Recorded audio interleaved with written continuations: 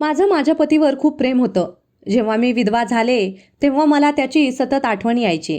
सर्वांनी मला पुन्हा लग्न करण्याचा सल्ला दिला, पण मी माझ्या पतीशी विश्वासघात करू शकत नव्हते. माझे माझ्या नवऱ्यावर खूप प्रेम होतं. लोकांचे सल्ले ऐकून मी रडायला सुरुवात केली. एके रात्री मी ठरवलं की माझ्या जीवनाचा अंत करून माझ्या नवऱ्याकडे जायचं, जेणेकरून कोणीही मला पुन्हा लग्न करण्यास भाग पाडू नये. म्हणून मी मध्यरात्री नदीच्या काठावर गेले, जिथे आम्ही दोघं अनेकदा एकांतात भेटायचो. आणि मी त्या झाडाखाली बसले ज्या खाली आम्ही दोघे बसायचो. मी तिथं बसून 20 मिनिटंही उलटली नव्हती आणि माझ्या पतीने अचानक माझ्या खांद्यावर हात ठेवला. तेव्हा मला धक्काच बसला. पतीच्या मृत्यूनंतर पत्नीने आपल्या प्रेमाचा खून करावा का? मी माझ्या पतीवर मनापासून प्रेम केलं. इतकं प्रेम की शब्दात व्यक्त करता येत नाही. पण नंतर असं झालं की माझ्या पतीचा मृत्यू झाला. मग मी जिवंत प्रेत झाल्यासारखं झाले. मी हसायला विसरले होते. मला रडायची सवय लागली होती. रंगबिरंगी कपड्यांचा आम्ही तिरस्कार करू लागले. मला फक्त एकच पांढरा रंग आवडू लागला, ज्यात मी माझ्या पतीला शेवटचं पाहिलं होतं. पण आता सगळे मला पुन्हा लाल रंगाचा पोशाख घालायला सांगत होते. मला वाईट वाटायचं, मला खूप रडू यायचं. मी माझ्या भावाला म्हणाले की जर मी माझ्या दुसऱ्या नवऱ्याला अश्रूंशिवाय काही देऊ शकत नाही, तर तो मला घटस्फोट देणार नाही का? तरीही सर्वांचा हट्ट वाढू लागला आणि आता माझ्या हाताबाहेर सर्व गोष्टी जाऊ लागल्या. मला असं वाटू लागलं की मी सर्व काही सोडून नदीच्या काठावर त्या ठिकाणी माझं घर बनवावं, जिथे माझे पती आणि मी अनेकदा एकांतात भेटायचो. निदान त्या ठिकाणच्या आठवणी तरी घेऊन मी माझे आयुष्य जगेन. पण हे देखील अशक्य वाटत होतं. कितीतरी वेळा वाटलं सगळं सोडून नवऱ्याच्या आठवणींनी जगावं, पण मग मनात भीती वाटू लागली. एवढ्या निर्जन ठिकाणी स्त्री कशी जगू शकते? पण इथंही प्रकरण विचित्र होतं. माझ्या पतीला जाऊन फक्त 2 वर्ष झाली आणि आता प्रत्येकजण मला त्याला विसरण्याचा सल्ला देत होते. त्यावेळी मी सर्व विसरायचं ठरवलं. मी त्याच्या आत्म्याच्या शांतीसाठी दररोज प्रार्थना करायचे. एक दिवशी माझा भाऊ माझ्याजवळ येऊन बसला. तो म्हणाला, संध्या, उद्या सकाळी काही लोक तुला बघायला येतील. तू छान तयार हो. आता तू हा शोकाचा पोशाख काढून टाक. तो दूर फेक. स्वतःवर ताबा मिळव. आरशात पहा, दुःखाने तुझा चेहरा किती क्षीण झाला आहे ते. हे बघ, आयुष्य एकट्याने काढायची गोष्ट नाही. मी देवाकडे प्रार्थना करतो की उद्याचं तुझं नातं जमू देत.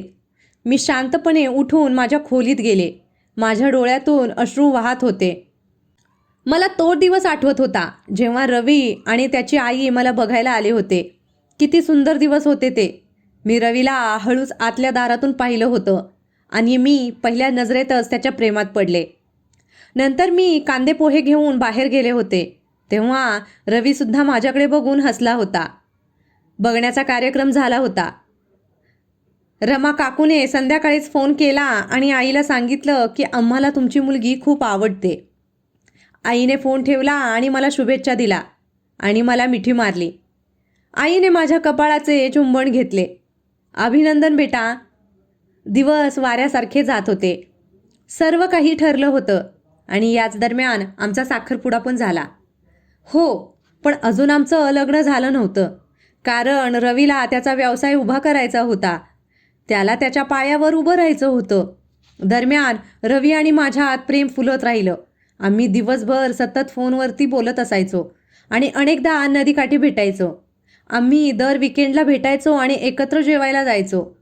घरच्यांनी पण कोणतेही निर्बंध आमच्यावर लादले नाहीत. रवी आणि मी एकमेकांना भेटायला जायचो. दोघेही एकत्र खरेदीला जायचो. आमच्यात खूप समन्वय होता. नंतर 5 वर्षांनी रवीचा व्यवसायात चांगला जम बसला. लग्नाचा दिवसही जवळ आला होता. अशा प्रकारे आमचा विवाह मोठ्या थाटामाटात पार पडला. रवी आणि मी एकमेकांना भेटल्याबद्दल खूप आनंदी होतो. आमची जोडी एक आदर्श जोडी मानली जात होती. आम्ही 2 वर्ष एकत्र खूप छान घालवली. आमच्यात कधीही भांडण झालं नाही. भांडण सोडा, कधी अबोलासुद्धा आमच्यात राहिला नाही. काहीही न बोलता आम्ही दोघांनी एकमेकांना समजून घेतलं. 5 डिसेंबरला माझा वाढदिवस होता. रवीने दिवसभर माझ्यासाठी कोडी ठेवली होती. तो काही सरप्राईजबद्दल बोलत होता. त्याने मला 2-3 वेळा फोनवरही सरप्राईजबद्दल सांगितलं होतं. मी त्याच्या परतीची आतुरतेने वाट पाहत होते. पण मग असं झालं की तो परतलाच नाही. फक्त त्याचा छिन्नविच्छिन्न झालेला मृतदेह सापडला आणि त्याच्या शेजारी एक विखुरलेला केक पडला होता. त्याच्या कारला अपघात झाला आणि त्यात त्याचा मृत्यू झाला. 5 डिसेंबर हा माझ्यासाठी सर्वात दुर्दैवी दिवस ठरला. त्या दिवशीचा प्रसंग आठवून मन दुखावले. रात्रभर मी अश्रूंच्या पावसामध्ये भिजत होते. सकाळी पुन्हा उदास दिवस सुरू झाला. माझ्यासाठी प्रत्येक दिवस सारखाच दुःखाने भरलेला असायचा. तरी 2 वाजता भाऊ त्याच्यासोबत भरपूर सामान घेऊन आला. तो खूप आनंदी दिसत होता. भावाने आईला सांगितलं होतं की संध्याला आज बघायला येणार आहेत. तुम्ही सर्वजण तयार व्हा. आई माझ्याकडे आली. तिने माझ्या वॉर्डरोबमधून एक फिक्कट गुलाबी रंगाचा इस्त्री केलेला ड्रेस काढला आणि मला दिला आणि म्हणाली, बेटा हा ड्रेस घाल. मला तुला पुन्हा या पांढऱ्या रंगात बघायचं नाही. एवढं बोलून ती निघून गेली. मी गुलाबी रंगाचा ड्रेस पाहिला होता आणि मग मी बराच वेळ त्या रंगाकडे पाहत राहिले. हा ड्रेस घालून मी त्यांच्यासमोर गेले असते तर ते खूप खोटं ठरलं असतं. कारण त्यांना वाटलं असतं की मी सर्व दुःख विसरून सामान्य जीवनात परतले आहे. पण हे वास्तव नव्हतं. म्हणून मी तो ड्रेस परत कपाटात टांगला. काही वेळाने घरातील मोलकरीण मला बोलवायला आली. मी माझ्या पांढऱ्या जोडीत पाहुण्यांसमोर बसले. माझ्या नात्यासाठी आलेला मुलगा मला पाहून हैराण झाला. त्याने आईच्या कानात काहीतरी कुजबुजले. मग त्याची आई निमित्त करून उठली. अशा प्रकारे आम्हाला दुसऱ्या नात्याने नाकारले. आई माझ्यावर खूप रागवली होती. माझ्या पांढऱ्या ड्रेसमुळे हे सर्व घडलं असं त्यांना वाटलं. पण सत्य काही वेगळंच आहे हे आम्हा दोघींनाही माहीत नव्हतं. काही दिवस उलटून गेले होते. मला एका अनोळखी नंबरवरून फोन आला. मी फोन उचलला तर समोरून एक मुलगा बोलला, मी दिनेश आहे. काही दिवसांपूर्वी मी माझ्या आईसोबत तुला बघायला आलो होतो. पण आम्ही नकार दिला. कारण मला तुझ्याबद्दल एक अतिशय महत्त्वाची गोष्ट माहीत आहे. तू मला पार्कमध्ये येऊन भेट. तुला एक महत्त्वाची गोष्ट सांगायची आहे. तो मुलगा काय बोलला ते ऐकून मी थक्क झाले. त्याला माझ्याशी काय बोलायचं आहे ते मला कळत नाही. मी दिनेशला भेटण्यासाठी हो म्हणाले होते. म्हणून आईला न सांगता मी पार्कमध्ये गेले दिनेशला भेटायला. त्याने मला 3ची वेळ दिली होती. पण घरच्या वातावरणामुळे मी तिथे 2:30ला पोहोचले. मी बराच वेळ पार्कमध्ये बसून राहिले. पण दिनेश तिथे आला नव्हता. मी माझ्या घड्याळात वेळ बघितली आणि पाहिलं की संध्याकाळचे 5 वाजत होते. मी अचानक घाबरले. आईलाही माझी काळजी वाटत असावी. मी दिनेशचा नंबर डायल केला पण त्याचा नंबर बंद होता. त्याला मला काय गुपित सांगायचं होतं माहीत नाही. मी शांतपणे उठले आणि माझ्या घरी गेले. मला वाटलं की आई माझ्यासाठी खूप काळजी करत असेल. ती माझ्यासाठी खरंच खूप काळजी करू लागली होती. तिने मला पाहताच माझ्यावर प्रश्नांचा भडीमार केला. मी तिला शांत राहायला सांगितलं आणि माझ्या खोलीत गेले. मी दिनेशचा नंबर पुन्हा 2दा डायल केला पण त्याचा नंबर डिस्कनेक्ट होत गेला आणि माझे हृदय धडधडत गेले. रवीची आठवण येऊन मला अश्रू अनावर झाले. काही दिवस असेच गेले. पाहुणे यायचे, मला बघायचे आणि माझा भूतकाळ ऐकून नकार द्यायचे. असंच नेहमीचंच होतं. जेव्हाही नातं तुटलं की आई आणि भाऊ काही दिवस मौनात घालवायचे. पण आठवडाभरानंतर त्यांना पुन्हा माझ्या लग्नाची काळजी वाटू लागायची. यावेळीही तेच घडलं. काही दिवस वाट पाहिल्यानंतर माझ्या भावाला माझ्यासाठी दुसरे नाते सापडले. माझ्या भावाचा हेतू शुद्ध होता हे मला माहीत होतं. त्याला फक्त त्याच्या बहिणीचे घर स्थायिक व्हावे आणि तिने पुन्हा आनंदी राहावे एवढीच इच्छा होती. पण मला ना माझे घर वसवायचे होते ना पुन्हा जगायचं होतं. यावेळी भावाने त्याच्या अटी थोड्या कमी केल्या होत्या. कदाचित त्याला माहीत होतं की एकही मुलगा विधवा स्त्रीला स्वीकारणार नाही. म्हणूनच यावेळी माझ्यासाठी बघितलेला मुलगा 2 मुलांचा बाप होता. त्याची बायकोही तारुण्यातच गेली होती. माझ्या आईने मला यावेळी रंगबिरंगी कपडे दिले होते. पण यावेळीही मी मला पाहिजे तेच केलं. मी पांढऱ्या रंगाच्या ड्रेसमध्ये रमेशच्या समोर गेले. तो हसून म्हणाला, मला हे नातं मान्य आहे. कारण कदाचित संध्या तिच्या नवऱ्याला विसरू शकली नाही. मी सुद्धा माझ्या बायकोला अजून विसरलो नाही. पण काय करू, मला माझ्या मुलांसाठी आई हवी आहे आणि जोडीदाराची गरज आहे. आई आणि भावाच्या डोळ्यात आनंद दिसत होता. मला रमेशबद्दल सहानुभूती होती, पण या सहानुभूतीत मी माझ्या नवऱ्याचा विश्वासघात करू शकत नाही. मला माहीत होतं की त्याला नक्कीच चांगली मुलगी सापडेल. म्हणूनच मी आईला स्पष्ट नकार दिला. मी म्हणाले, आई मला लग्न करायचं नाही. मी माझ्या भावालाही समजावलं, पण यावेळी तो माझं काहीही ऐकायला तयार नव्हता. सर्व निर्णय त्यांनी आपापसात घेतले होते. एक दिवशी संध्याकाळी माझा भाऊ माझ्या जवळ येऊन बसला. माझा भाऊ माझ्यापेक्षा 4 वर्षांनी लहान होता, पण तो माझ्या वडिलांसारखा वागत होता. भावाने मला सांगितलं की आजपासून 4 दिवसांनी तुझं लग्न होणार आहे. तो रमेश तुला खूप आनंदी ठेवेल.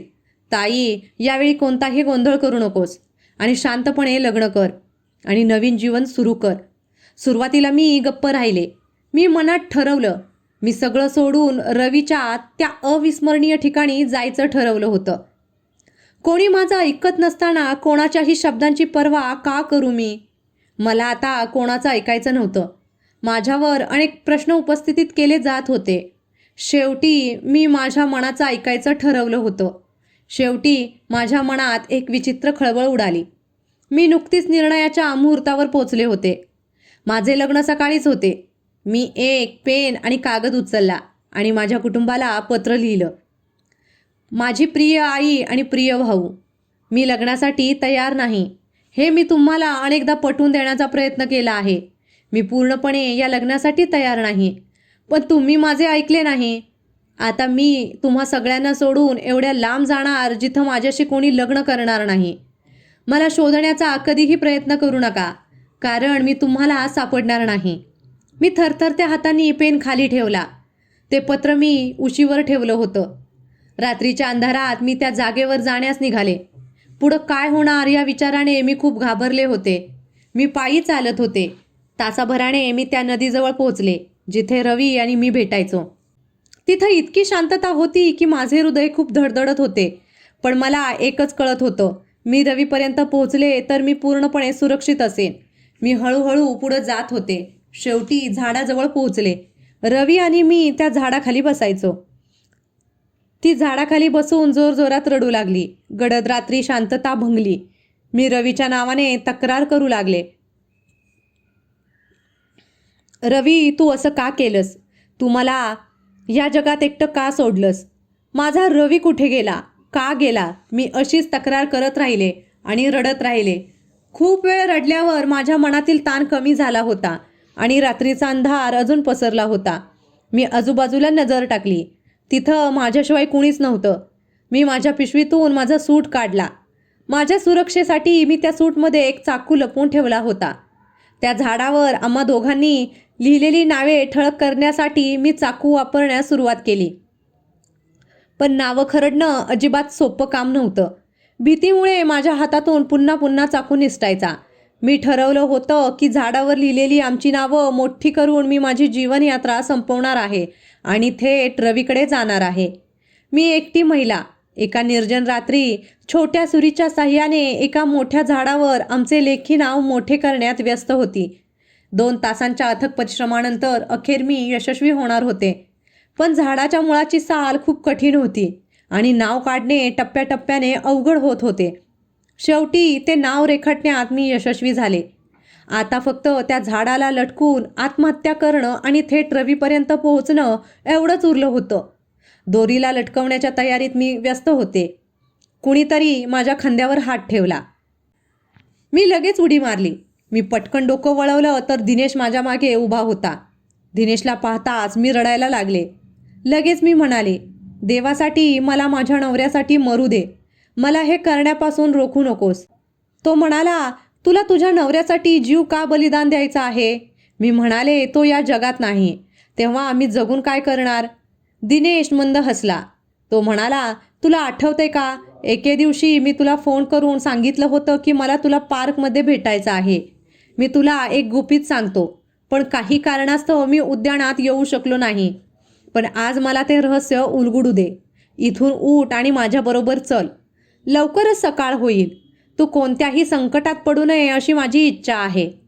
तर चल माझ्यासोबत. दिनेशचं बोलणं ऐकून मी घाबरले. मी म्हणाले, कसल्या गोष्टी बोलतोयस? कुठल्या गुपिताबद्दल बोलतोयस? मला माहीत आहे तू खोटं बोलत आहेस. तुला माझं नुकसान करायचं आहे. हो, मला माहीत आहे की माझ्या म्हणण्यावर तुझा विश्वास बसत नाही, दिनेश म्हणाला. मी माझ्या आईची शपथ घेऊन सांगतो की मी जे काही बोलतो ते खरं आहे. तो उठ आणि माझ्याबरोबर ये. त्याचं बोलणं ऐकून मला धक्काच बसला आणि मी त्याच्याबरोबर निघाले.